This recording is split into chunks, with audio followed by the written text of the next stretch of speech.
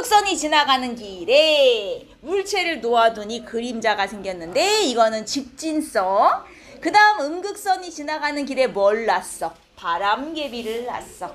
자, 그랬더니 음극선을 빵 쏘니까 바람개비가 어떻게 됐다? 돌아갔다. 자, 바람개비가 돌아갔다는 건 무슨 의미인가? 내가 여기다 바람개비 꽂아놓고 손전등을 비추면 바람개비가 돌아가? 안 돌아가거든요. 근데 음극선을 쐈을 땐 돌아갔단 말이야. 그럼 바람개비가 돌아가려면 무엇이 필요한가? 그치. 자, 우리 1학년 때 운동량과 충격량을 배웠어. 왜? 아니 왜? 갑자기 물리가 나오니까 하기가 싫어? 어떤 물체의 운동량을 가진 애가 빵 충돌을 하면 그 충돌을 받은 애가 그 충격량에 의해서 운동을 하잖아요. 마찬가지야. 자, 빛이, 이게 음극선이죠. 음극선이 진행하다가 바람개비에 충돌을 했어. 돌아갔다는 것은 결국 운동을 했다는 거고, 운동량을 가진 놈이 가서 충돌을 해야 얘를 운동시킬 수가 있거든요. 즉, 이 음극선은 무엇을 가지고 있었다? 운동량을 가지고 있었다. 근데 운동량 공식이 어떻게 되냐고요? 머릿속에서 지웠죠? 운동량 공식 어떻게 돼? 운동량 P는 mv입니다. 그럼 이게 음극선의 정체가 뭔지는 모르지만 얘는 속도도 있고 중요한 건 질량도 있더라는 얘기야. 왜 일반 손전등을 비춰주면 바람개비가 안 돌아가게? 우리가 아는 이런 일반적인 빛은 뭐가 없어? 질량이 없어. 질량이 없으면 운동량도 없는 거거든. 운동량이 없으면 충돌을 해도 쟤를 움직이게 할 수가 없어요. 근데 이 음극선은 우리가 아는 일반적인 빛이랑 좀 달랐다는 거야. 뭔가 질량이 있는 알갱이들로 이루어진 질량이 있는 입자의 흐름이었구나. 그래서 운동량이 있어서 바람개비도 돌릴 수 있었구나. 즉 바람개비가 회전을 했다는 것은 이 음극선이 질량을 가지는 어떤 입자였구나 라는 사실을 알려준 거지. 자, 그 다음 세 번째는 이제 음극선에다 뭘 했냐면, 지금 요 그림엔 자석을 가까이 했는데 사실 자석 대신 뭐를 가까이 하는 경우가 더 많이 나오냐면, 내가 플러스 극, 마이너스 극을 만약에 이렇게 연결을 했어. 음극선은 원래 마이너스 극에서 나오는 거죠. 마이너스 극에서 플러스 극으로. 음극에서 나오는 빛이다. 그래서 이름이 음극선입니다. 자, 원래는 양쪽에 전기장을 많이 걸어요. 전기장을 건다는 건 요쪽과 요쪽에 풀마를 걸어주는 거야. 풀마. 이게 전기장이죠. 이렇게 걸면 이제 음극선에다가 전기장을 걸어주는 건데, 전기장을 걸면 어떤 일이 일어나냐? 이 음극선이 휘어요. 휘는데 어느 극 쪽으로 휘어? 풀마. 어디로 휘어? 플러스로 휘어요. 음극선이. 전기장을 빵 걸어주면 얘가 이런 식으로 플러스를 향해 휘거든요. 전기장을 걸어주면 음극선이 플러스를 향하여 휜다.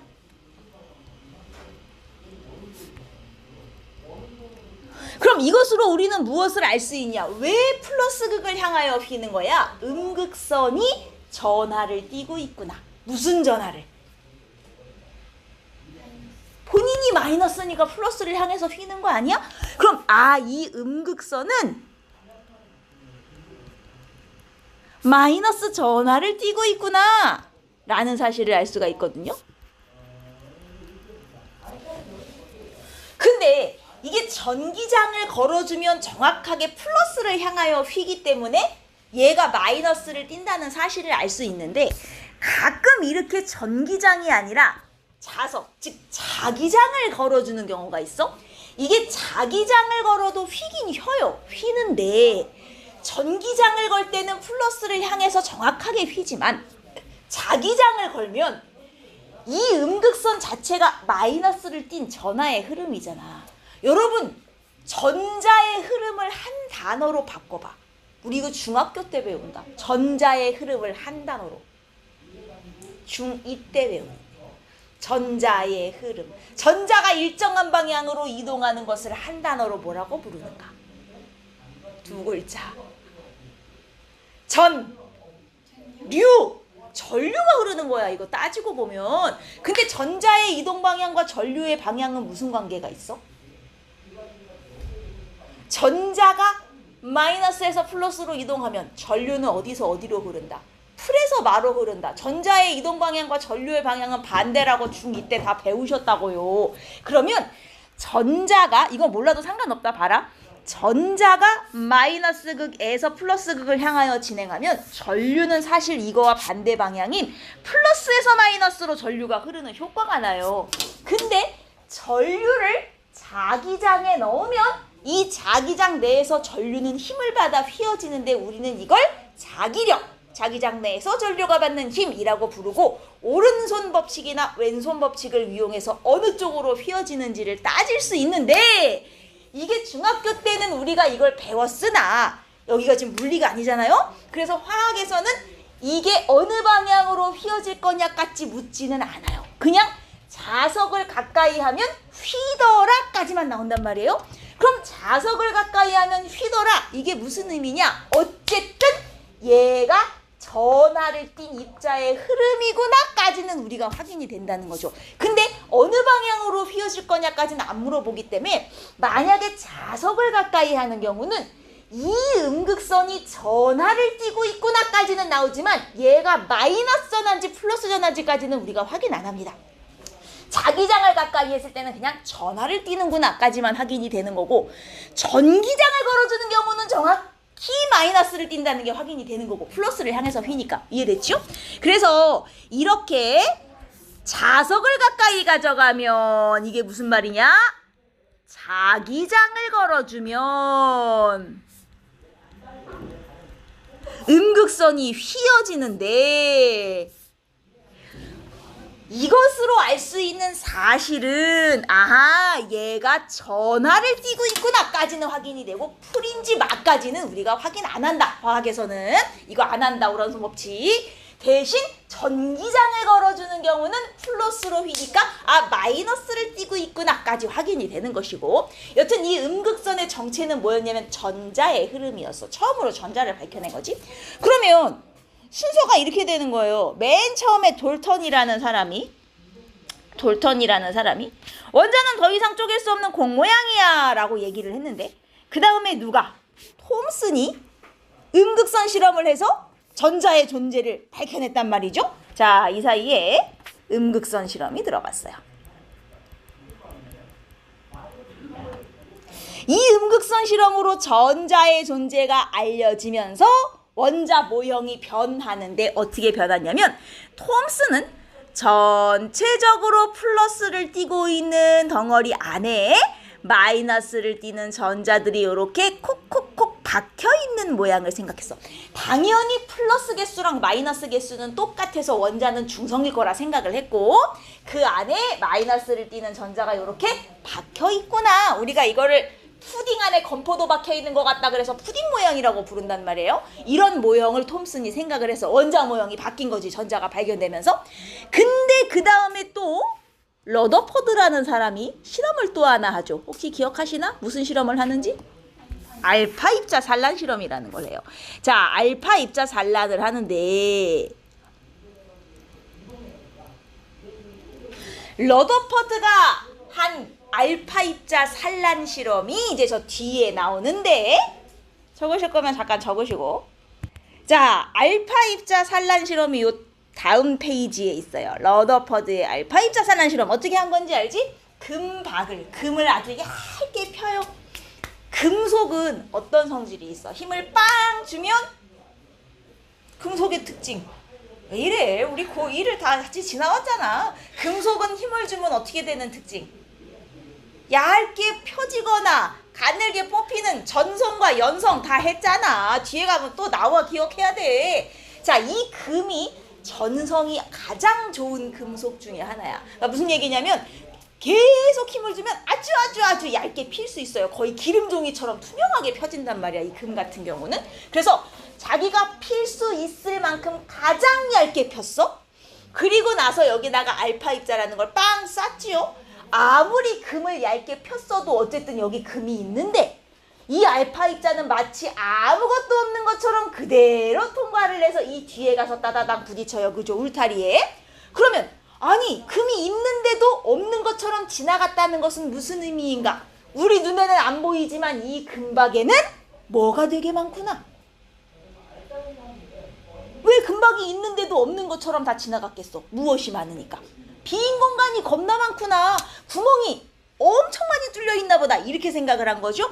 자, 그래서 여기 알파 입자 산란 실험의 결과를 보면 대부분의 알파 입자가 직진을 하여 그대로 금을 통과합니다. 아, 원자는 대부분 비어 있구나 라는 사실을 일단 확인을 하고요.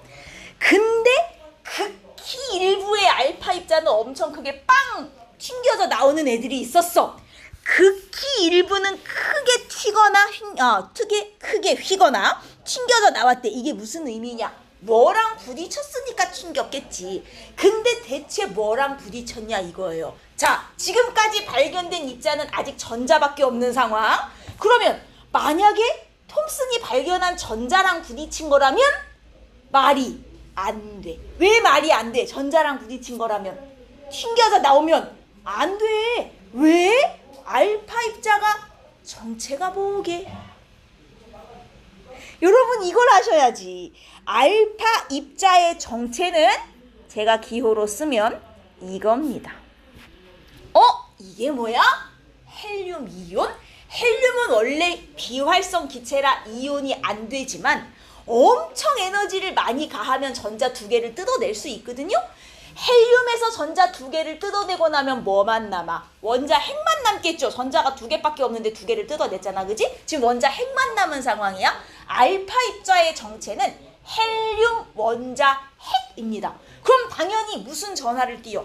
양전하를 띄겠죠. 물론 러더퍼드는 알파 입자가 헬륨 원자 핵이라는 사실은 몰랐어. 왜냐면 아직 원자 핵이 밝혀지지 않은 시절이잖아.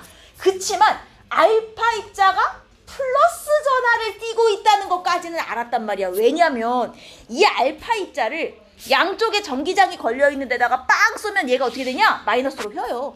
그러면 마이너스 쪽으로 휜다는 건 알파 입자가 뭔진 모르지만 플러스를 띄었구만. 여기까지는 알고 있었단 말이에요. 플러스를 띄는 애를 갖다 쐈는데 튕겨 나왔어? 만약에 얘가 전자랑 부딪힌 거면 튕겨 나오는 게 아니라 어떻게 돼야 돼? 철석 달라붙어야지. 전자가 마이너스인 건 이미 밝혀진 상황이었잖아. 그죠? 근데 튕겨 나왔단 말이야? 그럼 전자랑 부딪혔다는 건 아니라는 얘기야. 그럼 누구랑 부딪혔길래? G가 플러스인데 다른 플러스를 띄는 애랑 부딪혔으니까 튕겨서 나왔겠지. 반발력으로. 이렇게 생각을 한 거야. 그리고 금박은 멀쩡한데 알파 입자 혼자 엄청 많이 튕겼다는 것은 뭔가 되게 무거운 애랑 부딪혔구나. 그니까 쪽도 못 쓰고 튕겨 나왔지. 이렇게 생각을 했단 말이에요. 자, 그러면 뭔가 플러스를 띄면서 되게 무거운 알갱이가 있구나라고 생각을 한 거예요. 그 어느 정도로 무겁냐? 원자 질량의 대부분을 차지할 정도로 무거운 뭔가가 거기 있구나. 뭘 발견했던 거야? 원자 핵을 발견했던 거지. 그지? 이거 조심해야 돼. 이 사람이 양성자를 발견한 게 아닙니다. 원자 핵을 발견한 거죠. 양성자는 그 안에 있는 거고 구분을 잘해야 되고. 그래서 원자는 대부분 비인 공간이고 플러스를 띠고 있는 아주 무거운 원자 핵이라는 게 안에 있나 보다 라고 생각을 하면서 원자 모형이 바뀌죠. 자, 러더퍼드의 모형은 가운데에 플러스를 띠는 핵이 있고 주변에 마이너스를 띠는 전자가 뱅글뱅글 도는, 우리 이런 걸 행성 모형이라 그래요. 태양 주변을 이제 행성들이 도는 것처럼 생겼다 그래가지고. 자, 근데 전자는 이미 톰슨이 발견을 해놨었고 원자 핵을 러더퍼드가 발견한 건데 그럼 왜 돈다고 생각한 거야? 왜 돌아야 돼? 핵 주변을 전자가? 가만히 있으면 안 되나? 가만히 있으면 어떤 일이 일어나?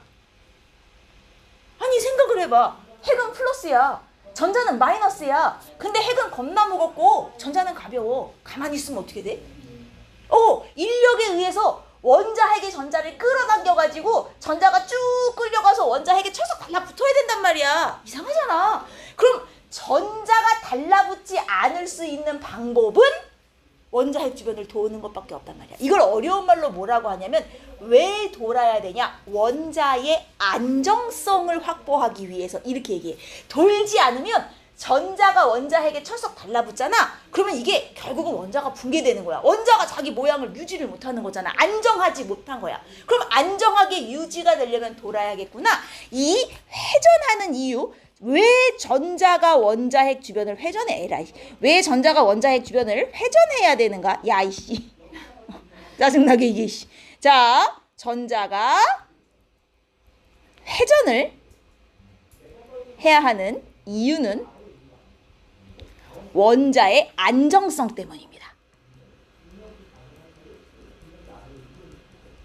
여기서 말하는 안정성은 전자가 원자핵에 가서 달라붙지 않으려면 회전을 해야 된다 이 소리예요. 그래서 돌고 있다고 생각을 했어요. 러더퍼드는. 요게 행성 모양. 근데 사실은 이 러더퍼드라는 사람은 알파 입자 산란 실험을 할 때 톰슨의 저 푸딩 모형이 맞다고 생각했어요. 톰슨의 푸딩 모형이 맞다고 생각하고 이 실험을 한 거야. 그러면 톰슨의 모형이 맞다면 이 알파 입자 산란 실험을 했을 때 결과가 어떻게 나올 것이다 라고 예상을 이미 하고 실험을 한 거야. 그럼 만약 정말 톰슨 모형이 맞았다면 알파 입자 산란 실험을 하면 결과가 어떻게 나와야 돼? 어떻게 결과가 나와야 됩니까? 다 통과해야 돼요. 왜냐면 핵이 없으니까. 원자핵에 충돌해서 나온 건데 알파 입자가. 톰슨의 모형에는 핵이 없잖아. 그러면 만약에 톰슨 모형이 맞았다면 알파 입자가 튕겨나오는 거 하나도 없이 그대로 다 통과하고 휘더라도 아주 조금만 이렇게 휘어야 돼요. 왜냐면 플러스와 마이너스가 전체적으로 고르게 퍼져 있기 때문에 어느 한쪽으로 막 이렇게 크게 휘면 안 돼. 그래서 이 러더퍼드가 생각할 때 다 통과하겠지 라고 생각하고 이 실험을 했는데 아니야. 진짜 몇 개가 엄청 크게 튕겨나온 거야. 푸딩 모형이 아닌가 보다. 이렇게 된 거예요. 그래서 만약에 톰슨의 모형이 맞았다면 결과가 어떻게 됐을 것인가 너 생각을 하고 있어야 돼. 자, 그 다음에 발견된 게 이게 원자핵이 지금 발견된 상황이고 원자핵 안에 양성자와 중성자가 이제 있잖아요. 근데 사실은 양성자는 이미 발견이 되어 있는 상황이었어. 양성자는 오히려 톰슨의 전자보다도 더 먼저 발견이 됐었어요. 어떤 실험이 있냐면 이게 뒤에 가면 68페이지에 양성자의 발견이라고 해서 양극선 실험이 하나 나오는데 이 실험 장치를 가만히 보면 톰슨의 음극선 실험과 굉장히 비슷하게 생겼어요. 실제로 음극선 실험이랑 장치가 똑같아요. 똑같은데 딱 하나 차이가 뭐냐면 음극선 실험은 요 관 안을 진공으로 만들어 놨었잖아. 근데 이 실험은 요 안에를 수소 기체로 채워놨어. 딱 이 하나 차이야. 다른 차이가 없어. 그러면 내가 여기다가 고전압을 빵 걸어주잖아요.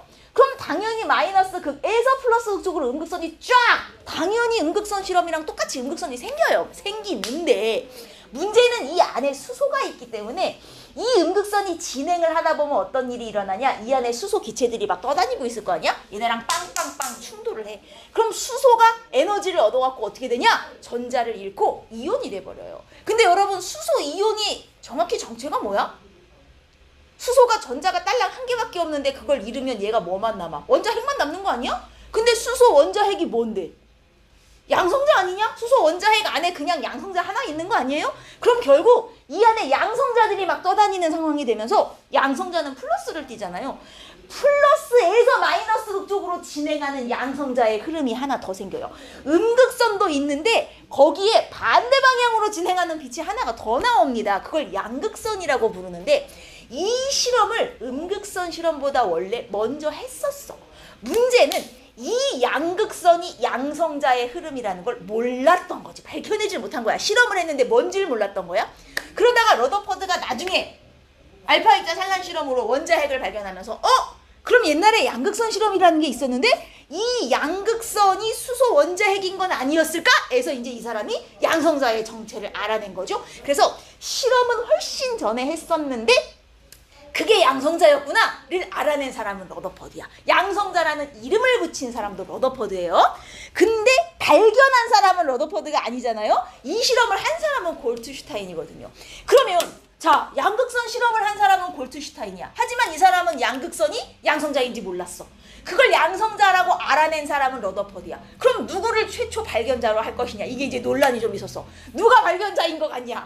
실험을 했지만 몰랐던 사람이냐? 아니면 알아낸 사람이냐? 누가 최초 발견자야? 지금은 골트슈타인을 발견자로 인정을 해요. 어쨌든 뭔지 몰랐지만 발견을 먼저 했다 이거죠. 이름은 러더퍼드가 졌어요. 그래서 양극선은 사실 그거보다 먼저 발견이 됐었고, 제일 늦게 발견된 게 이제 요 중성자. 근데 중성자는 발견이 되게 늦었어. 왜냐하면 중성자는 말 그대로 중성이니까. 전하를 띠지 않는 애는 실험으로 밝혀내기가 되게 힘들어요. 그래서 얘는 이제 굉장히 늦게 발견됐는데, 이 러더퍼드가 엄청난 천재야.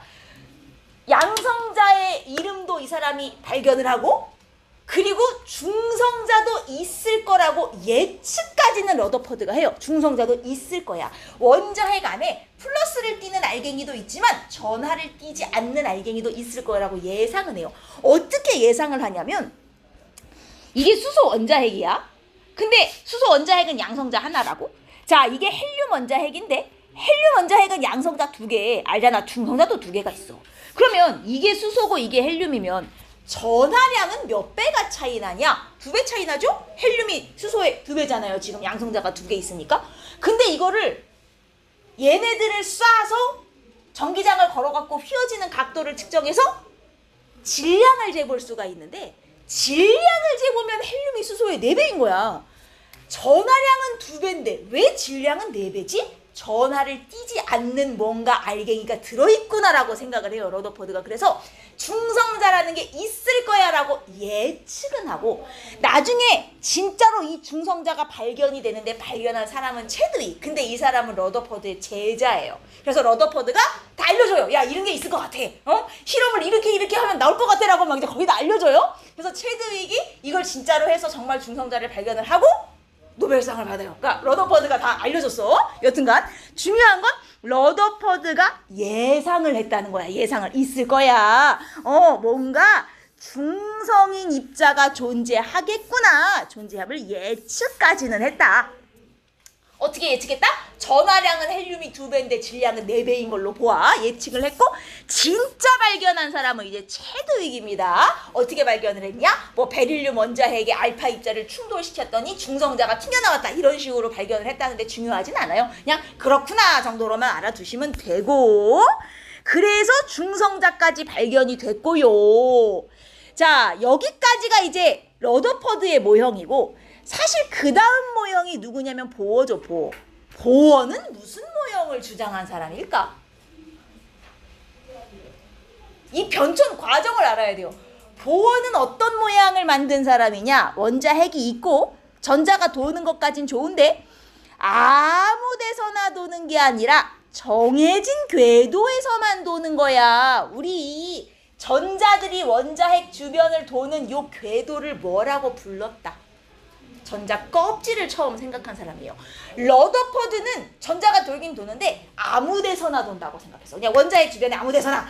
근데 이 사람은 아니야, 정해진 데서만 도는 거야 라고 생각했다고. 그러면 보어가 정해진 데서만 돈다고 생각한 이유가 있어야지. 왜 이 사람은 정해진 데서만 돈다고 생각했을까? 자, 보어는 뭘 연구하던 사람?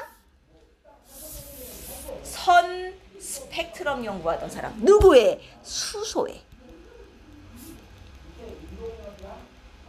아니, 그럼 이 사람이 연구를 하다 보니 왜 원소의 스펙트럼을 찍으면 선 스펙트럼으로 나올까? 왜 태양처럼 연속으로 안 나오지? 만약에 러더퍼드 말처럼 전자가 아무 데서나 돌 수 있다면, 자, 전자들이 멀리 있다가 원자핵으로 끌려가면서 에너지가 높은 데서 낮은 데로 가면서 방출하는 게 스펙트럼 아니야? 그죠? 그럼 전자가 아무 데나 다 존재할 수 있으면 스펙트럼도 쭉 이 사이가 연속으로 다 나와야지 모든 에너지를 다 방출할 수 있는데, 근데 실제로 스펙트럼을 찍어보면 연속으로 안 나오거든? 그러면 이건 이유가 뭐냐? 아, 전자가 모든 곳에 다 존재하지는 못하는구나 라고 생각을 한 거죠.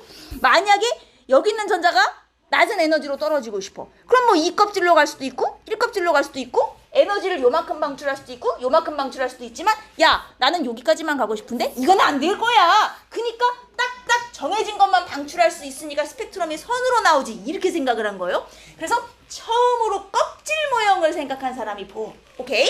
자, 그리고 이거보다 더 이제 발달을 하면 현대 모형이 되는데, 현대 모형은 전자가 너무 빨라. 거의 빛의 속도로 움직여. 그래서 우리는 전자를 볼 수도 찾을 수도 없어. 그러면 우리가 볼 때는 야, 원자핵 주위를 전자가 겁나 빨리 움직이면 어떤 식으로 보여? 뿌연 구름처럼 보여. 이게 구름 모형이죠. 그래서 원자핵 주변에 전자들이 구름 모양으로 이렇게 뿌옇게 보인다. 이게 이제 구름 모형이죠. 현대 모형. 근데 알다시피 여러분, 구름 모형도 껍질이 있는 거예요. 내가 이걸 다 찍지는 못하지만 구름 모형도 껍질이 있는 겁니다. 무슨 얘기냐면 이게 다 구름이 껍질이 있는 거예요. 이게 모형이 점점점 발달을 하면서 그 전 모형은 당연히 인정이 되고 그 전 모형에서 하나씩 추가가 되는 거지. 즉 보어 모형으로 알파 입자 산란 실험 설명돼 안 돼? 되는 거예요. 그러니까 원자핵이 중간에 있고 전자가 돌고 있다까지는 당연히 인정이 되는 거고, 근데 아무 데서나 도는 건 아니야. 이게 하나 추가되는 거지. 모형이 바뀐다고 그 전게 없어지는 게 아니죠. 자, 러더퍼드의 모형으로 저 음극선 실험 인정돼요, 안 돼요? 돼요. 다 되는 거예요. 그리고 현대 모형으로 선스펙트럼 설명돼요, 안 돼요? 돼요. 현대 모형으로는 이 지난 모든 실험이 다 설명이 되는 거예요. 그 특징을 다 갖고 있으면서 하나씩 특징이 추가되는 거지. 추가되는 거. 이해됐지? 그래서 이게 발달 순서도 알아야 되지만 이 모형으로 설명할 수 있는 실험들이 뭐냐를 알고 있어야 돼. 현대 모형으로는 다 설명돼. 보어 모형으로는 보어 모형 이전까지는 설명이 돼. 러더퍼드 모형으로는 러더퍼드 이전까지 설명이 돼. 이런 식이 되는 거예요. 다 설명이 전에 것까지는 가능한 거. 그래서 여기까지 이 순서도 기억을 하셔야 되고, 여튼 현대 모형은 구름입니다. 구름. 근데 껍질은 있는 거예요. 오케이. 요렇게 발달이 되었고, 그 다음에 70쪽으로 가시면 이제 원자 구조에 대한 얘기가 나오는데, 뭐 아이고 중간에 핵이 있는데 플러스를 띄고 주변에 전자가 뭐 돌고, 이건 다 기본적으로 아시는 거니까 요거 넘어가고, 요 표가 이제 문제에 정말 잘 나오는데, 숫자를 외우라는 게 아니라 원자핵은 양성자와 중성자로 이루어져 있는데, 보면 양성자 중성자는 질량이 거의 똑같죠. 1대 1이라고 돼 있지만 사실 완전히 똑같진 않고, 여기를 보면 숫자가 정말 조금 중성자가 무거운데 거의 티도 안 날 만큼이기 때문에 그냥 1대 1이라 그래요. 양성자 중성자는 질량이 거의 같다, 이렇게 생각을 하시면 되고, 전자 질량을 보면 양성자와 중성자 질량의 1837분의 1. 이 숫자를 외워야 되겠어? 예전엔 안 외워도 됐는데 가끔 내신에는 이제 선지로 물어볼 때가 있긴 한데, 중요한 건 이 숫자가 중요한 게 아니라 전자의 질량은 양성자와 중성자의 질량에 비해서 무시할 수 있을 정도로 작다, 이렇게 표현해요.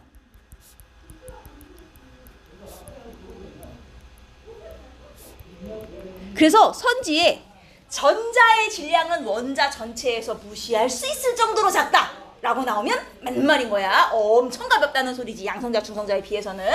자, 엄청 가볍고, 질량은 엄청 가볍지만 전하량을 보면 양성자의 전하량과 전자의 전하량이 크기는 같고 부호는 반대임을 알 수 있어요.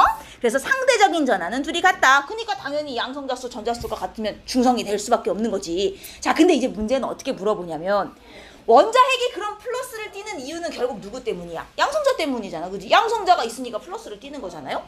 그러면 원자핵 안에 양성자가 예를 들어 10개 들어있는 원자가 있어. 원자 번호 10번이죠. 그러면 얘는 원자핵의 핵 전하량이 얼마가 나오는 거냐? 양성자 한 개 전하량의 10배가 나오는 거예요. 양성자가 10개 있으니까 핵 전하량은 양성자 한 개의 10배가 되는 거야. 이해돼? 자, 그럼 문제에서는 이렇게 물어본다고. 여기에 자, 어떤 원자 X가 있습니다. 어떤 원자 X. 근데 이 원자의 핵 전하량이 얼마다? 이런 식으로 주는 거예요. 핵 전하량이 예를 들어 얼마라고 할까? 핵전하량이 x다. 그러면 얘의 원자 번호는 몇 번인가? 얘 이따위로 준다고요. 핵전하량은 무엇에 의해서 결정되는 거다? 양성자 개수에 의해서 결정되는 거다. 그럼 이 핵전하량 x는 어떻게 나온 거냐? 양성자 한 개 전하량 곱하기 양성자 개수로 나온 거죠. 양성자 한 개 전하량이 얼만데 그런 게 몇 개 있어. 이렇게 곱하면 총 핵전하량이 나오는 거잖아요. 맞지? 그러면 거꾸로 핵전하량을 주고 얘가 원자 번호 몇 번이냐고 물어보면 자, 양성자 수, 즉 원자 번호는 양성자 한 개 전하량으로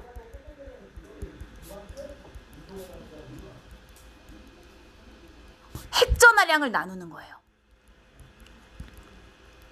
이게 핵전하량이잖아요, 지금. 이해돼? 문제의 핵전하량을 주고 얘가 원자 번호 몇 번이냐 물어보면 양성자 한 개 전하량으로 핵전하량을 나누면 양성자 개수가 나오는 거야. 그게 원자 번호가 되는 거지. 오케이? 그래 놓고선 중성자 수까지 줘놓고 이 질량수가 얼마냐? 그러면 양성자 수에 중성자 수를 더해서 질량수까지 구하면 되는 거고. 중요한 건 핵전하량이 나오면 뭐가 필요해? 양성자 한 개 전하량이 필요해.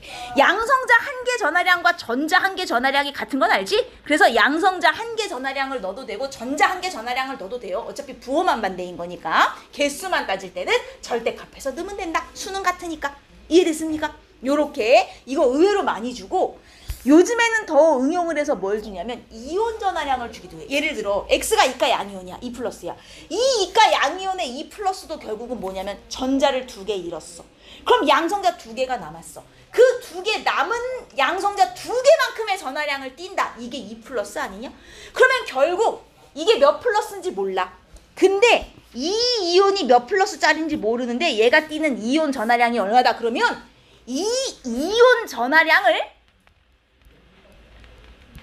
마찬가지 양성자 한 개 전하량으로 나눠.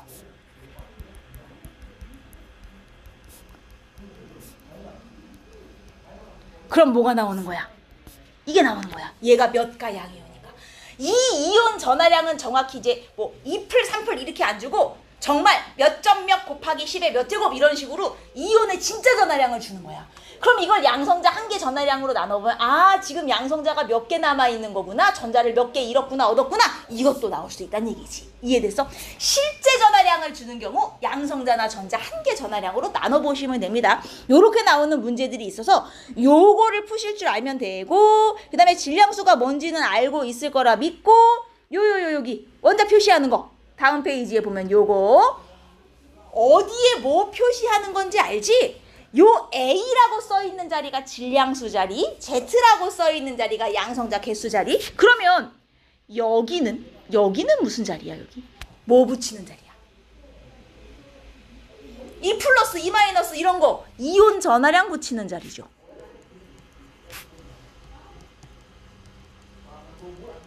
그럼 여기는 무슨 자리냐? 그죠? H2 뭐 그죠? CU, Cl2 이런 거 원자 개수 들어가는 자리죠. 그러면 만약에 여기에 어떤 의미의 원소기호 X가 있습니다. 자, A, B, C, D 이렇게 해놓고 원소를 표시할 때 생략할 수 있는 것을 모두 고르시오 라고 한다면 뭘 생략해도 되는가? A, B는 안 써도 돼요. 근데 CD는 있으면 꼭 써야 되는 거죠. NA하고 NA 플러스는 완전 다른 거고 H하고 H2는 완전 다른 거기 때문에 있으면 생략하면 안 되는 건 CD. 얘와 얘는 생략이 가능하다. 가 되는 거죠. 이해됐어?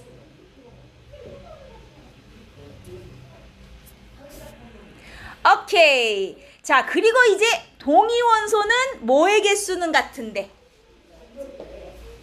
뭐의 개수는 같은데? 양성자 수는 같은데 무슨 수가 다른 거야? 중성자 개수가 다른 거예요. 그러면 양성자 수가 같으면 뭐가 같죠? 무슨 성질? 화학적 성질.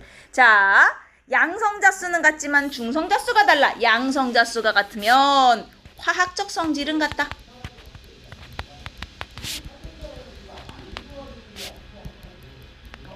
근데 질량수는 달라요. 왜? 중성자 수가 달라. 그럼 중성자 수가 다르면 뭐가 달라질까? 물리적 성질은 달라져요. 여기서 말하는 물리적 성질이라는 건 뭐 원자 질량이라든가 원자의 크기라든가 이런 거, 이런 걸 동위원소라고 하는데 자연계의 거의 모든 원소는 다 동위원소를 갖고 있죠. 그래서 동위원소 때문에 우리가 사실 원자량을 평균 원자량을 내서 쓰잖아요. 대표적으로 평균 원자량으로 제일 많이 나오는 애가 얘다 이거죠. 염소. 염소는 35짜리 염소도 있고 37짜리 염소, 이거 어디가 37짜리 염소도 있는데 사실 이게 여기 붙이는 건 질량수잖아요. 양성자수와 중성자수를 더한 거잖아요. 질량수가 꼭 원자량과 같지는 않아요. 질량수가 원자량이 아닐 수도 있어요. 그치만 우리 요 단원에서는 거의 질량수를 원자량으로 보고 그냥 쓸 거예요. 원래 정확하게는 질량수는 원자량은 아니에요. 그러면 35짜리 염소와 37짜리 염소, 동위원소가 두 종류 존재하는데 얘네들이 자연계의 존재비가 3대1이란 말이에요. 75%, 25%의 비율로 있어요. 그러면 평균 원자량은 어떻게 구하냐? 여기 너무 복잡하게 구해놨는데 실제로 평균 원자량은 35짜리가 자연계의 75%, 37짜리가 자연계의 25%다 더해서 100으로 나눠. 그냥 이거예요. 그죠? 원자량 곱하기 존재 비율, 원자량 곱하기 존재 비율에서 존재비의 총합으로 나눈다. 이렇게 계산하면 평균 원자량 얘가 35.5가 딱 나오는데 이 존재 비율을 만약에 퍼센트로 계산하면 분모를 100으로 나누면 되고 만약에 얘를 그냥 3대1로 계산했다. 그럼 35 곱하기 3, 37 곱하기 1 한 다음 존재비의 총합 4로 나누시면 되고요. 퍼센트로 계산했으면 분모를 100으로 그냥 비율로 계산했으면 그 비율의 총합으로 나누시면 돼요. 요게 존재 비율이더라. 여기까지 별거 아니죠? 자, 그러면 이제 여기서부터가 핵심인데 요거는 좀 이따 쉬는 시간을 가지고 합시다.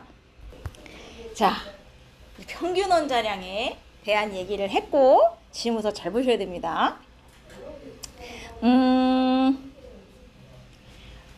염소를 예로 들면 35짜리 질량수를 가진 염소하고 37짜리 질량수를 가진 염소하고 두 종류가 있는데 그럼 자연계에 그리고 얘네가 3대1의 비율로 존재를 하는데 자연계에 존재하는 염소 분자는 모두 몇 종류가 되는 거야?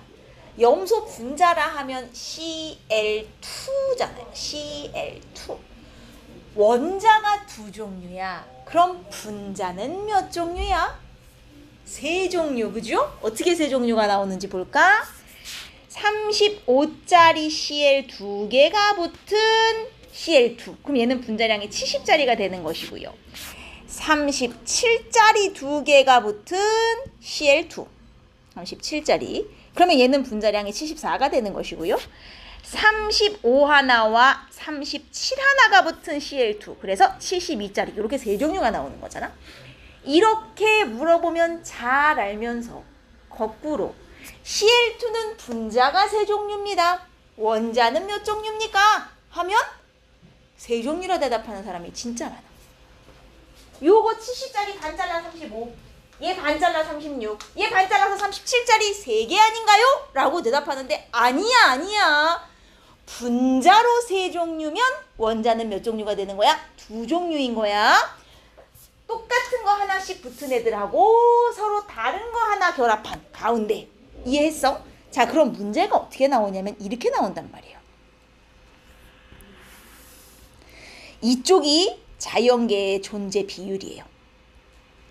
그리고 이쪽이 분자인데, 자, 무슨 분자인지 몰라. X2라는 분자인데 이 분자의 분자량을 표현한 거야.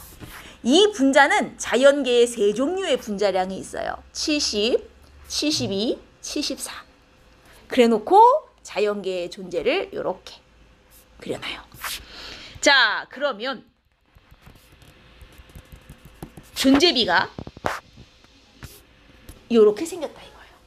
1번 이 X2는 동위 원소가 몇 종류인가? 분자량이 3종류네. 그럼 동위 원소는 몇 종류겠구나? 2종류겠구나. 근데 얼마짜리가 존재하는 것이냐? 그러면 1번 X의 동위 원소는 가장 분자량이 작은 거의 절반, 70의 절반인 35짜리 하나와 74의 절반인 37짜리 하나 두 종류가 있고, 가운데의 72는 35, 37이 하나하나 붙은 거구나. 그러면 왜 가운데에 있는 72짜리 반 자른 36짜리의 동위원소는 안 되는 거야? 왜 36이 있다고 생각하면 안 돼? 36짜리 두 개일 수도 있잖아요. 왜 안 되지? 만약 36짜리도 있었다면 36과 35가 붙은 71짜리 분자도 나와야 돼요. 36과 37이 결합한 73짜리 분자도 자연계에 나와야 돼요. 왜냐면 자연계에는 존재 가능한 모든 분자가 다 있어야 하기 때문에. 근데 실제로 없거든요. 그건 36짜리 동위원소는 없다는 뜻이죠. 그지? 자, 그러면 2번. 이 X의 평균 원자량을 구하시오. 이렇게 나온다고요. 그럼 평균 원자량은 어떻게 구할 거냐? 평균 원자량을 구하려면 존재 비율을 알아야 되는데, 자, 얘네들의 존재비가 지금 이게 자연계의 존재비 9, 얘가 자연계 존재비 지금 1이에요. 그럼 이 9와 1은 어떻게 나온 것인가? 자, 이 70짜리 분자는 35짜리 염소 2개가 붙은 애죠. 그럼 얘 35짜리 염소의 존재비를 곱해서, 왜냐면 얘네 둘이 결합을 해야만 70짜리 분자가 나올 수 있는 거니까 얘네들의 존재비를 곱해야 분자량 70짜리의 존재 비율이 나오는 거거든요. 그럼 얘네들의 존재비를 곱해서 9가 됐단 얘기니 35짜리 하나의 존재 비율은 얼마? 3이라는 얘기예요. 3 곱하기 3 해서 70짜리 분자의 존재비는 9가 나온 겁니다. 35와 35가 반드시 결합해야 돼. 얘 앤드 얘예요. 그럼 두 개의 존재비를 곱해야 그 최종 존재비가 나오는 거잖아요. 마찬가지로 74짜리도 그래. 37짜리가 꼭 두 개 붙어야 하거든요. 37짜리가 꼭 두 개 붙어야 돼요. 그럼 얘네들의 존재비를 곱했을 때 74짜리 분자의 존재비가 나와야 돼. 근데 74 분자는 존재비가 1이거든요. 그럼 얘네들의 존재비가 1이었기 때문에 곱해도 1이 나왔구나 라고 생각해야 된다는 얘기지. 그럼 결국 35염소와 37연소의 자연계 존재비는 3대1, 여기서 존재 비율이 나오는 것이고, 그러면 여기서 얘네들의 평균 원자량을 구하라 하면 존재 비율이 나왔으니 35짜리가 3, 37짜리가 1, 다 더해서 존재비의 총합으로 나누세요 하면 평균 원자량이 나오겠구나. 요까지 계산이 가능하단 말이죠. 평균 원자량을 구하려면 존재비가 나와야 되는구나 까지 기억을 하시면 되고, 그럼 이제 세 번째 질문은 뭐겠어요? 그럼 여기에 X는 얼마냐? 가운데 72짜리는 존재비가 얼마가 될 것이냐? 72짜리는 얼마가 나와야 돼요? 얼마?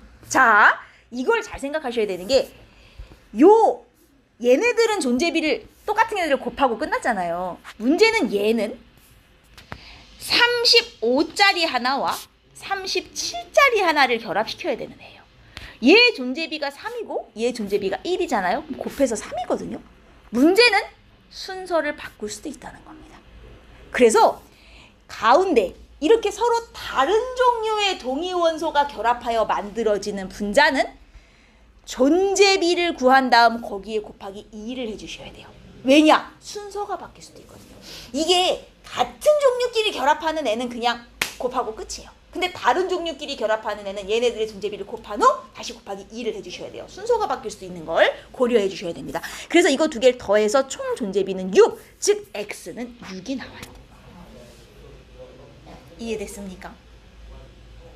이게 이제 수특 같은 걸 풀다 보면 이런 식의 문제가 나올 때가 있어요.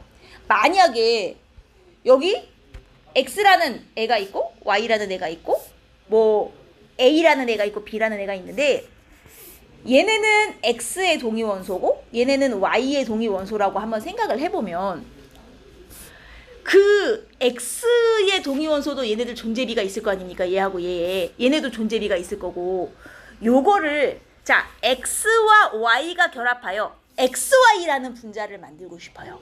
그럼 이 XY는 자연계의 존재비가 왜 요 X랑 요 Y가 결합할 수도 있는 거고 요 X랑 요 Y가 결합할 수도 있는 거고 이게 경우의 수가 여러 개 나올 거 아니에요?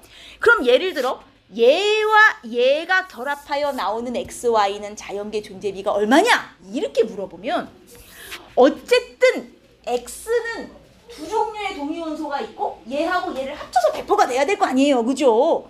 Y도 동위원소가 두 종류가 있고 요 A랑 B를 합쳐서 100%가 되는 거고 그러면 요 XY, A, B가 존재비라면 얘네들 얘 퍼센트라고 합시다. 얘네들 다 퍼센트예요. 퍼센트. 존재 비율이에요. 만약에 내가 X짜리 X하고 그 다음 존재비 A짜리 Y를 결합시킨 A의 자연계 존재비를 구하고 싶다면 그냥 이 두 존재비를 곱하시면 돼요. 자연계 존재비가 돼요. 근데 얘네들은 아예 애초에 서로 종류 자체가 다른 원자들이잖아. X랑 Y는 완전히 종류가 다른 애들이잖아요. 종류가 다른 애들끼리 결합을 하는 경우는 그냥 걔네들의 존재비를 곱하면 자연계 존재비가 나오거든요. 근데 예를 들어 X, Y, 2를 만들 건데 이 XY2가 X, A짜리 Y하고 B짜리 Y를 하나하나 결합한 XY2의 존재비를 내가 구하고 싶다 이거예요. 그러면 얘는 존재비가 X짜리 하나, 요거 얘는 X를 꼭 이용할 겁니다. 그럼 얘는 내가 이걸 원자량을 써버렸네. 존재 B인데. 원래는 이거 존재 비율이에요. 제가 저기 신경 쓰지 마시고 A와 B의 이 존재 B를 가진 애들 있잖아요. 그러면 얘네들은 같은 종류의 Y인데 존재비가 다른 애들이죠. 그러면 얘네들의 존재비는 얘의 존재비와 얘의 존재비를 곱한 후 2를 곱해 주셔야 돼요. 여기에 다시 곱하기 X의 존재비까지 해주셔야 자연계의 총 존재비가 나와요. 뭔 얘기인지 이해돼? 아예 종류가 다른 XY는 곱하기 2를 안 해요. 그냥 얘네들의 존재비만 곱하면 끝이야. 근데 종류가 같은데 동위원소인 애들끼리의 존재비는 곱한 다음 2를 다시 곱해주셔야 돼. 알겠죠? 요걸 좀 조심하셔야 돼요. 이 곱하기 2를 하는 애들은 어느 경우냐? 같은 종류인데 동위원소인 애들의 경우 존재비에 곱하기 2를 해주시는 거. 그것만. 알겠어요? 같은 종류여도 동위원소 똑같은 애들끼리 결합할 땐 2 안 곱해요. 아예 다른 종류인 경우도 안 곱해요. 같은데 동위원소인 애들인 경우만. 알겠죠? 요것만 기억해 주시면 돼요. 이렇게 존재비를 계산합니다. 라는 것까지. 이게 평균 원자량이에요. 여기까지 뭐 어려운 거 있습니까? 그래서 뒤를 보시면 여러분들 숙제를 다 예전에 문제를 푸셨을 텐데 74쪽에 자료 4번은 아마 안 풀어져 있을 거예요. 우리가 모를 배우기 전에 여기를 아마 나가셨기 때문에 모 풀었을 텐데 여기는 몰 계산이 뭐가 나오냐면 원자 하나에 있는 뭐 양성자수 이제 이런 걸 구하라고 해요. 우리가 원자수를 계산할 때는 분자수 곱하기 한 분자당 원자수를 했잖아요. 그럼 예를 들어 O2라고 합시다. 자, 우리가 아는 일반적인 O2는 원자번호 8번에 질량수가 16인 애들이에요. 일반적으로. 자, O2가 2분의 1몰 있습니다. 이 안에 있는 총 양성자수와 중성자수를 구하시오. 뭐 이제 이런 걸 물어본단 말이에요. 여기서는. 그러면 어려울 거 없어요. 만약에 이 안에 양성자수를 물어요. 그러면 분자수 곱하기 한 분자당 양성자수 하시면 돼요. 중성자수를 물어요? 그럼 분자수 곱하기 한 분자당 중성자수 하시면 됩니다. 근데 분자수 어디 있어요? 여기 있죠. 여기. 2분의 1몰. 곱하기 얘 한 분자당 양성자가 몇 개냐? 양성자수 여기 있거든요. 이 원자 번호가 양성자수잖아요. 근데 저거는 산소 원자 한 개당 양성자가 8개라는 얘기죠. 맞아요? 근데 얘는 지금 O2잖아요. 그럼 산소 원자 한 개당 양성자가 8개인데 O2면 한 분자당 양성자는 총 몇 개가 돼요? 16개가 돼요. 그래서 분자수 곱하기 한 분자당 양성자수 16을 하면 얘는 총 양성자수가 8몰이 되는 겁니다. 중성자수도 똑같아요. 근데 중성자수를 만약에 구하라고 하면 중성자수도 분자수 곱하기 한 분자당 중성자수를 하시면 되거든요. 그러면 분자수로 2분의 1몰 곱하기 자 중성자수가 요 질량수에서 양성자를 빼야 중성자가 되는 거 아닙니까? 그럼 16에서 8을 빼면 중성자가 8개. 근데 그런 5가 2개 있잖아요. 5, 2니까. 그러니까 한 분자당 중성자 수가 16개인 거죠. 맞아요? 그럼 한 분자당 중성자 수 16개 곱해서 중성자도 총 8몰인 거거든요. 쟤는 양성자 수와 중성자 수가 똑같으니까. 근데 만약에 O2가 이런 O2가 아니라 얘 하나랑 얘 하나가 붙은 O2야. 그럼 이제 얘기가 달라지는 거예요. 자, 얘 2분의 1몰이 있습니다. 양성자수와 중성자수를 구하시오. 그럼 양성자수는 사실 저 산소랑 똑같아요. 왜냐면 동위원소이기 때문에 양성자수는 똑같을 거 아닙니까? 그러니까 이게 16짜리든 18짜리든 관계없이 양성자수는 얘네들이 똑같이 계산이 돼서 분자수 곱하기 한 분자당 양성자수. 자, 이쪽 산소에 양성자 8, 이쪽 산소에도 양성자 8 합쳐서 총 16개, 한 분자당 16개의 양성자가 있죠? 얘가 8몰이에요. 근데 중성자수는 이제 좀 얘기가 달라진다는 거죠. 중성자수는 분자수 곱하기 자, 얘 한 분자당 중성자가 몇 개냐면 요쪽 산소는 16 빼기 8 해서 중성자가 8. 근데 요쪽 산소는 18 빼기 8 해서 중성자가 10. 그러면 총 중성자수가 몇 개야? 18개 한 분자당. 그럼 총 중성자수 18 해서 아, 얘 중성자수는 총 9몰이 있구나가 된다는 얘기죠. 이해돼요? 양성자수는 동위원소라면 구분 안 하고 그냥 계산해도 돼. 왜냐면 양성자수는 어차피 다 똑같을 테니까. 근데 중성자수는 다를 수도 있습니다. 만약에 이게 18짜리 산소 2개가 결합한 거면 중성자수는 또 달라져요. 이해되죠? 그래서 요 밑을 보면 자, 용기 가나에 들어있는 염소가 가와 나에 모두 Cl2 기체 1몰씩 들어있는 건 같은데 가에는 35짜리로만 이루어진 Cl, 37짜리로만 이루어진 Cl 두 종류가 있고 나는 혼합된 Cl2만 있는 거예요. 요렇게 해놓고 문제의 힌트 보세요. 자, 35Cl 원자의 몰수, 분자도 아닙니다. 원자. 35Cl 원자의 몰수는 가가나의 2분의 3배. 요걸 식으로 표현하셔야 돼요. 자, 어떻게 표현해 볼까요? 우리 원자 몰수 구할 줄 알잖아요. 분자수 곱하기 한 분자당 원자수. 그러면 가에서 35Cl 원자 몰수 한번 구해 볼까요? 가에서. 근데 얘네들 여기에 1몰이고 얘네들 여기에 1몰인데 가에서 그럼 35Cl 원자 몰수를 하려고 보니 이 분자가 몇 몰인지 모르네요. 그쵸? 그래서 내가 요 분자를 N몰로 놓겠습니다. 요 분자수를 N몰로 놔요. 그럼 얘는 몇 몰이 되냐? 1-N몰이 돼요. 합쳐서 1몰이니까요. 얘는 뭐 그냥 한 종류밖에 없으니까 1몰이고요. 그러면 가에서 35Cl 원자는 몇 몰? 분자수 곱하기 한 분자당 원자수 2개. 35Cl은 여기에만 있으므로 이게 가 안에 들어있는 35Cl 원자 몰수죠. 나 안에 들어있는 35Cl 원자 몰수는 몇 몰? 한 분자당 35Cl이 하나 들었는데 이런 분자로 1몰 있잖아요. 분자수 곱하기 한 분자당 원자수. 그냥 1몰이에요. 35Cl 원자로만 1몰이 있는 거예요. 나에는. 그쵸? 여기는 1몰이 있는 거예요. 근데 가에 들어있는 35Cl과 나에 들어있는 35Cl의 원자 몰수 비가 몇 대면? 가가 나의 2분의 3배, 가가 나의 2분의 3배, 즉 2분의 3대 1이라는 거죠. 맞습니까? 가가 나의 2분의 3배니까. 그럼 결국 n 곱하기 2가 2분의 3이라는 얘기잖아요. 그럼 n이 얼마예요? 4분의 3이라는 소리죠.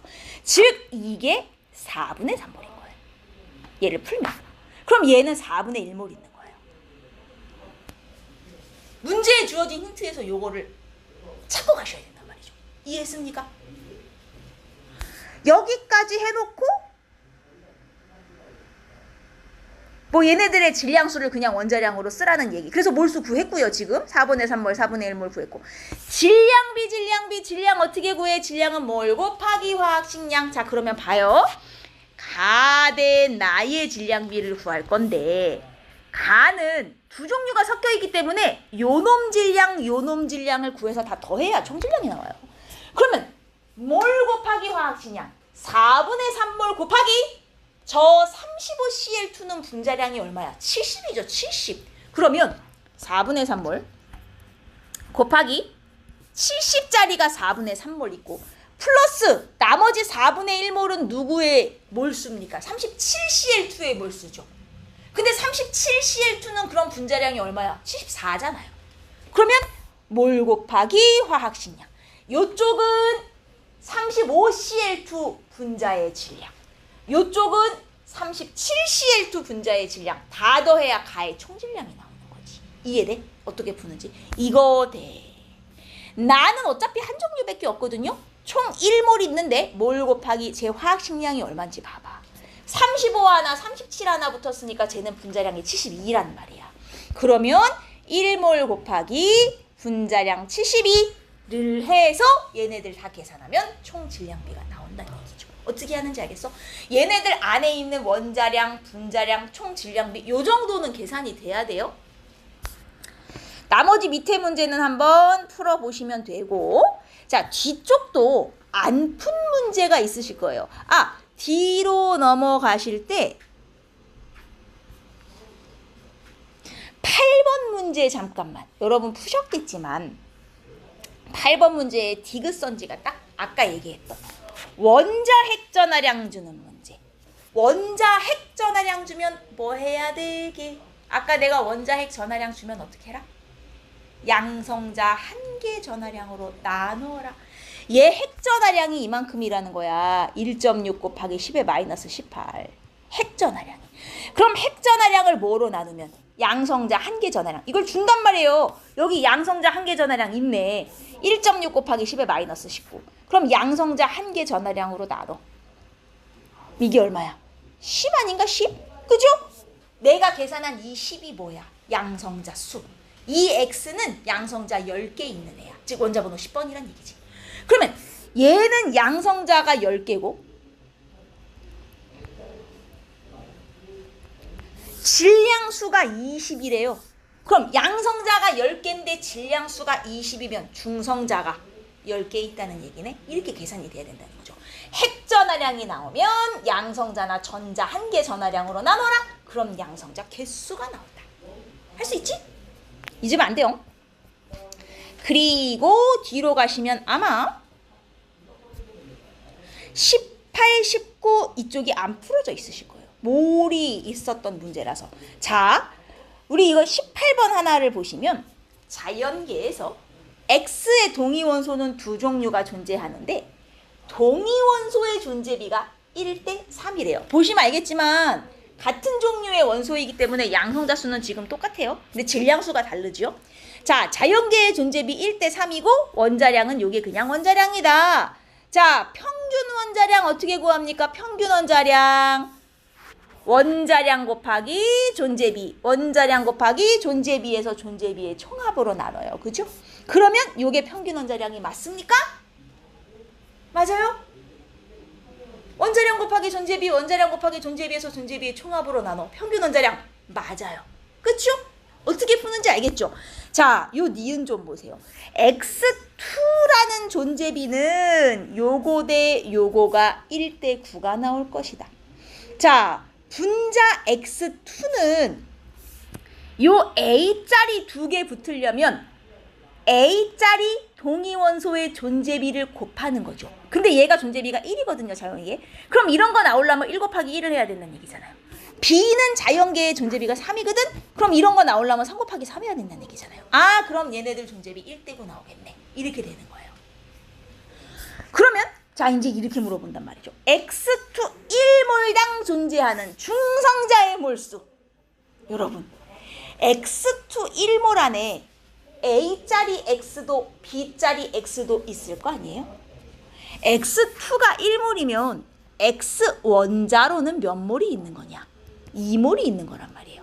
그죠? X2로 1몰이면 원자로는 2몰이잖아요. 근데 X 원자 2몰 안에 저 A자리 X도 있고 B자리 X도 있고 막 섞여 있을 거란 말이에요. 그러면 몇 대 몇의 비율로 섞여 있겠어? 자연계에 몇 대 몇으로 존재한다고요? 쟤네 둘이? 1대 3. 그럼 요 2몰 안에도 이 2몰 안에도 A자리 X와 B자리 X가 1대 3으로 섞여 있다는 얘기예요. 자연계의 비율 그대로 섞여 있는 거예요. 그럼 2몰 중에 이게 1대 3으로 섞여 있으려면 이 A짜리 X는 몇 몰이 있다는 얘기냐? 2몰 중에서 4분의 1이 A짜리 X라는 얘기죠. 맞습니까? 1대 3이면 2몰에 4분의 1이 A라는 얘기잖아요. 2몰에 4분의 1이면 얼마야? 2분의 1몰이 이 A짜리 X의 양이죠. 2몰 중에.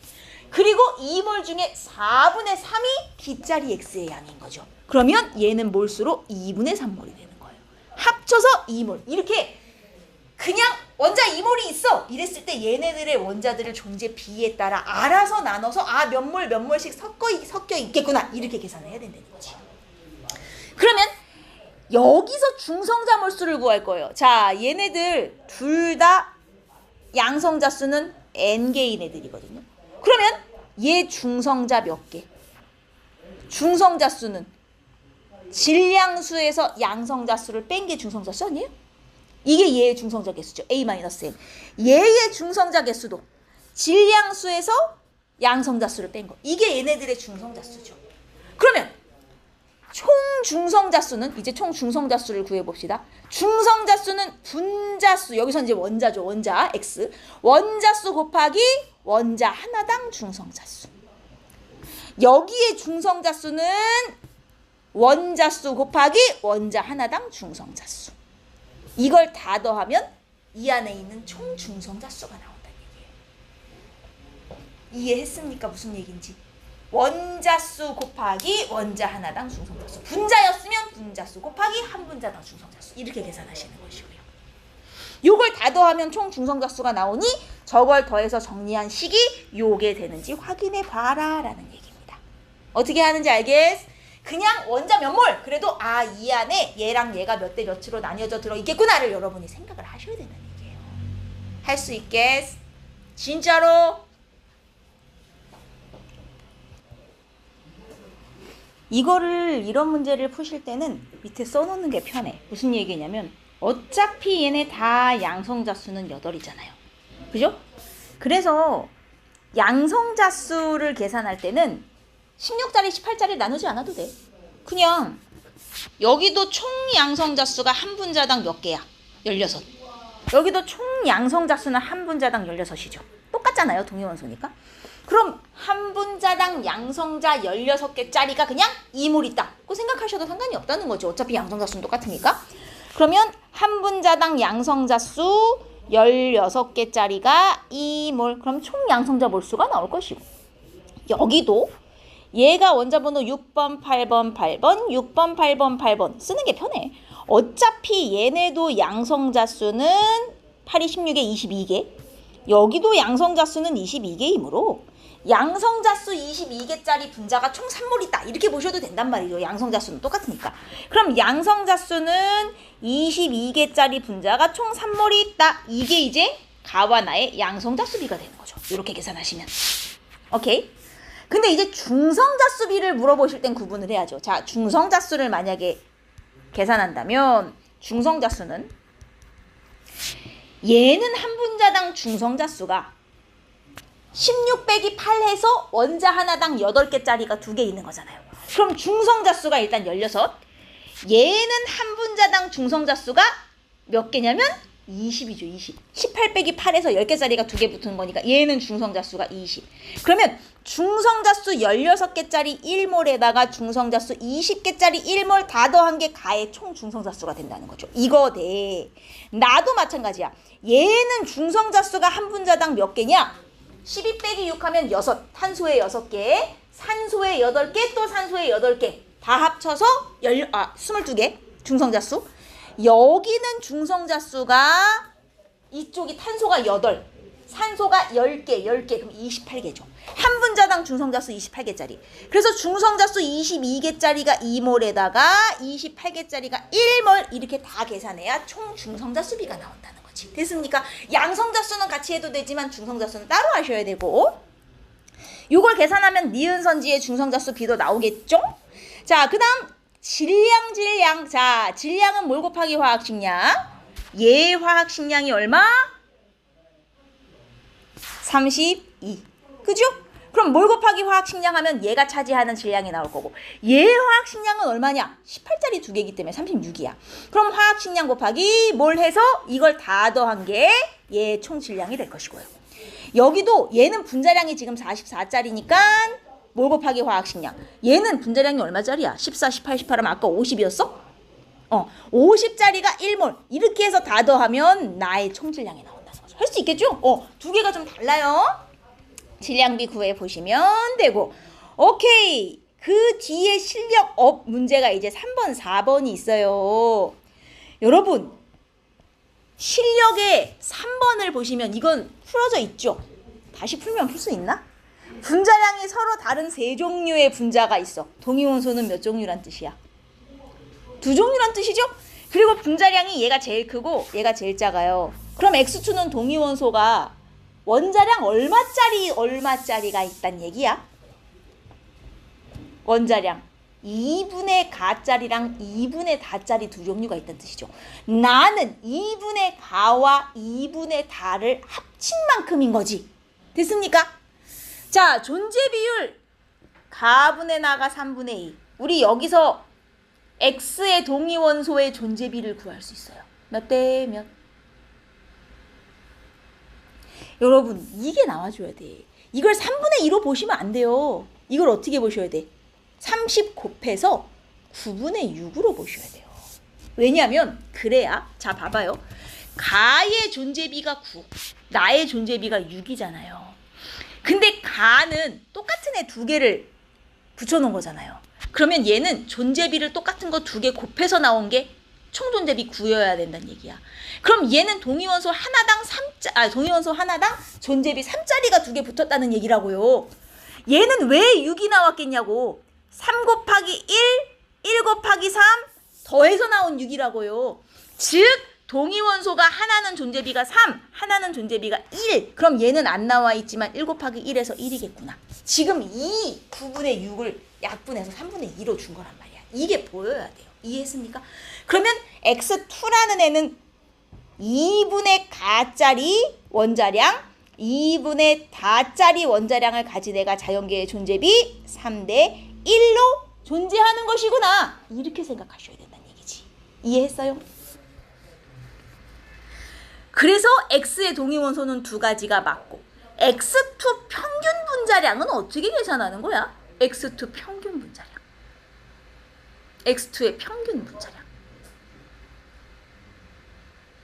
평균 분자량은 평균 원자량으로 계산한 분자량을 평균 분자량이라 그래. 근데 나의 분자량은 제일 여기 큰 거 하나 작은 거 하나를 더한 게 지금 나의 분자량이잖아요. 맞습니까? 큰 거 하나, 큰 거에 2분의 1, 작은 거에 2분의 1을 더한 거. 그럼 나의 분자량은 가와 다의 딱 중간값이 나오겠죠. 안 그렇습니까? 하나하나 더해서 2로 나눈 거니까. 맞죠? 근데 얘네들의 평균 분자량은 딱 중간값이 나와요? 평균 원자량을 이용해서 계산한 게 평균 분자량인데 평균 분자량을 구해보면 가다의 중간값이 나올까요? 안 나오죠. 왜? 평균 원자량이 얘네들의 중간값이 안 나올 텐데요. 평균 원자량은 어느 쪽에 더 가깝게 나와요? 존재 비율이 더 많은 가 쪽에 더 가깝게 나오죠. 근데 가가 더 무거운 원자거든요. 그럼 평균 원자량이 중간값이 아니라 무거운 쪽에 가깝다면 평균 분자량도 중간값보다 무거운 쪽에 가깝게 나오겠죠. 따라서 평균 분자량이 나의 분자량보다 크다 작다? 크게 나오겠구나. 이렇게 생각하셔야 된다는 얘기예요. 평균 원자량을 이용해서 계산한 분자량을 평균 분자량이라 하는구나. 여기서 X2의 평균 분자량은 딱 중간값인 나의 분자량보다 크겠구나. 왜? 평균 원자량이 중간값보다 클 거니까. 계산해 볼 필요도 없단 말이죠. 그럼 원자량이 가장 작은 X, 가장 큰 X 이게 지금 3대 1의 비율로 존재한다 그랬으니까 지그슨 맞는 말이 되는 거지. 할 수 있겠죠? 그럼 요 밑에 자 질량수를 원자량으로 쓰시고요. 요걸 이용해서 이걸 계산하는 건데 그럼 X가 몇 몰인지부터 계산하셔야 되겠네요. 이거 X값은 어떻게 계산할까요? 아닐 수도 있어요. 여러분 부피비가 2대 1이잖아요. 부피비가 전체 몰비잖아요. 그죠? 그러면 이거를 그냥 2몰 1몰로 놔요. 얘 전체 2몰 있고 얘 전체 1몰 있다. 그냥 이렇게 생각하시고 그럼 얘는 2-x몰 있는 거잖아요. 얘는 1-x몰 있는 거고. 근데 가와 나의 16산소 원자수 B가 있잖아요. 가의 16산소가 몇 몰이나 있는데 여기 16산소 한 분자당 2개. 그죠? 한 분자당 2개씩 2-x몰. 이게 총 16산소 몰수죠. 가에 있는. 그 다음에 나에 있는 총 16산소는 여기도 있고 여기도 있어요. 얘 한 분자당 1개씩 x몰. 얘 한 분자당 1개씩 1-x몰. 이거죠. 이게 총 나에 있는 16산소의 원자수. 이게 지금 1:3이라는 거죠. 이걸 계산하시면 x값이 나오거든요. 계산을 한번 해볼게요. 그러면 위에 n은 4-2x는 4-2x 대 1은 1:3이다. 그럼 1은 12-6x가 되는 것이고 잠깐만요.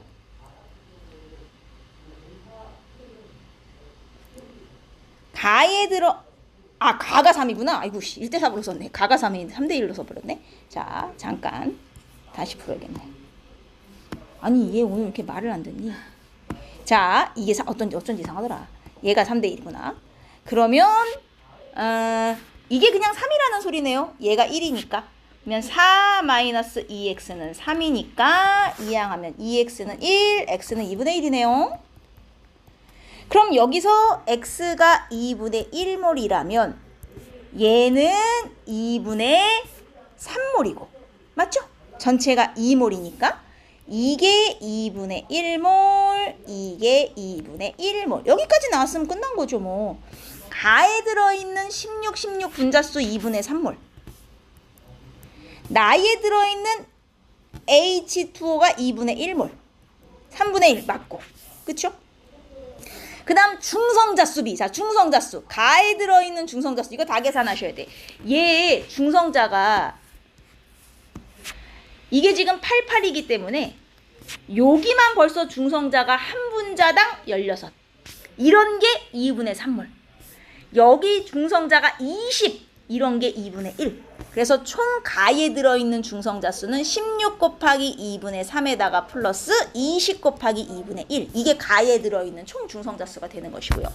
나에 들어있는 총 중성자 수는 여기가 6, 8, 8이니까 이 분자만 벌써 중성자가 몇 개야? 6, 8, 10. 그러면 6, 8, 10이니까 24. 맞습니까? 중성자수 24개 한 분자당. 여기는 중성자가 수소는 지금 중성자가 없어요. 그죠? 1짜리니까. 산소에만 중성자가 8개 있습니다. 얘는 한 분자당 중성자 8개짜리예요. 그럼 중성자 24개짜리가 2분의 1몰에다가 중성자 8개짜리 분자가 2분의 1몰. 이게 가와 나의 중성자수 B가 됩니다. 계산하면 뭐 확인해 보시면 되고, 그 다음 밀도는 부피분의 질량인데 여기서 부피 대신 전체 총 몰수, 여기 부피비 있잖아요. 부피 2분의 가 같은 경우 질량, 요 위에 있는 산소가 분자량이 얼마야? 16짜리 2개 붙였으니까 32. 32 곱하기 화학신, 여기 몰수 2분의 3. 32 곱하기 2분의 3.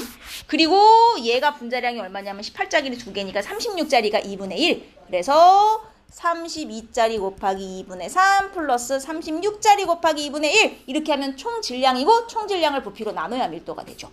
그리고 얘도 부피비는 어차피 1이니까 질량만 계산하면 요 CO2가 분자량이 얼마짜리예요? 46짜리인가 봐요. 그죠? 분자량 46짜리가 2분의 1몰에다가 얘는 18짜리가 또 2분의 1몰이니까 46짜리 2분의 1몰에다가 18짜리 2분의 1 해서 요걸 계산하시면 밀도비가 나옵니다. 맞는지 확인을 해보시면 돼요. 됐죠?